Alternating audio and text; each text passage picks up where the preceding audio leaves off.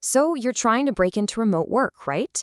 But it feels like every single job description is demanding remote experience. Well, you're definitely not alone. In this explainer, we're going to build a bridge over that credibility gap, one step at a time. This is the classic chicken and egg problem, isn't it? You need the remote experience to land a remote job, but you can't get a remote job without it. It feels like this impossible gap. But here's the thing. The secret isn't about what you lack. It's all about reframing the experience you already have. You know, to really succeed here, we have to get our heads around this huge shift. Remote work isn't just about changing your desk location. It's about changing your entire mindset. See, in an office, just being present can sometimes be mistaken for progress. But when you're remote, the only thing that really matters is your performance, real tangible results that people can see. It's a whole new currency in the workplace, and it's built on trust and accountability. All right, so how do you prove you can deliver those results? Well, that's where we start with phase one, building tangible, undeniable proof of your abilities. And you do this before you even think about applying. Let's get that foundation built. Think of these 4 pillars as like the secret code that remote hiring managers are looking for. They're really asking a few simple questions. Can you work on your own without constant supervision? Are you going to be proactive with your communication? Can you manage your own time like a pro? And can you pick up new tech without a fuss?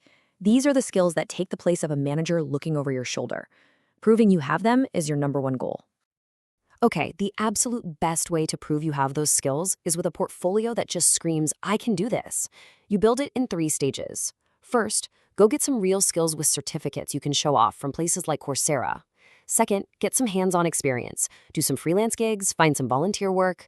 And third, create your own proof. Start a blog, a personal project, a GitHub repository. This thing becomes a living, breathing showcase of not just your skills, but your initiative. Okay, so you've done the work, you've built your proof. Fantastic. Now we move on to phase 2, framing your story. It's time to translate all that hard work into a language that hiring managers simply can't ignore. This is all about the art of reframing. And listen, this isn't about making stuff up. It's about being a translator. I want you to look back at your old in-office jobs and hunt for those moments that prove those 4 pillars we talked about. Any project you managed mostly on your own, anytime you used Slack or Trello or Zoom to work with your team. That's not just experience. That's a goldmine of remote-ready skills. Just look at this. The difference is night and day, and it's all in the details. Handled client communications is fine, it's vague, but organized client communications via email and Zoom?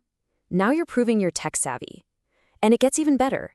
Don't just say you managed social media. Say you directed social media strategy, increasing engagement by 20% using Hootsuite.